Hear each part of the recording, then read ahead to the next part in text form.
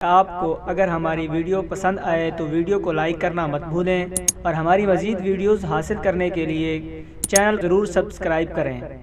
اور ساتھ ہی ساتھ بیل بٹن پر بھی ضرور کلک کریں تاکہ ہماری ہر روز نئی آنے والی ویڈیوز کا نوٹیفیکیشن آپ تک پہنچ سکے۔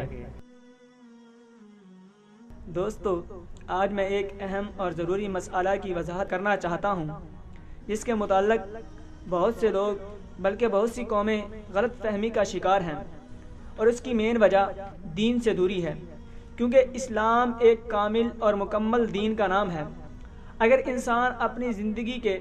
کسی بھی شعبے کے بارے میں رہنمائی لینا چاہتا ہو تو اس کے لیے اسلام میں رہنمائی کا مکمل سامان موجود ہے، اور نبی کریم صلی اللہ علیہ وسلم کی سیرت طیبہ کو اگر تفصیل سے پہچانا جائے تو زندگی میں پیش آنے والی ہر مشکل کا آسان طریقے سے حل نکالا جا سکتا ہے۔ تو سامعین، ہمارے معاشرے میں خاص طور پر دیہات میں بیوی کا اپنے خاوند کو نام سے پکارنا گناہ سمجھا جاتا ہے۔ کیا شریعت میں ایسی کوئی تلقین کی گئی ہے؟ اسی طرح کچھ لوگ بیوی کو نام سے پکارنا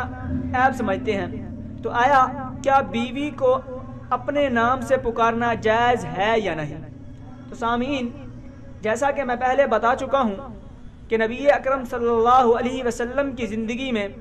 ہر مسئلے کا حل موجود ہے، کیونکہ رسول اللہ صلی اللہ علیہ وسلم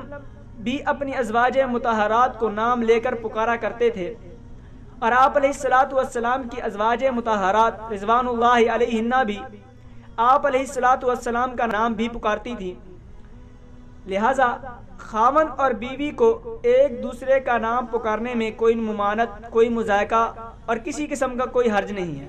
اللہ تعالی ہم سب کو اس پر عمل کرنے کی توفیق عطا فرمائے، آمین۔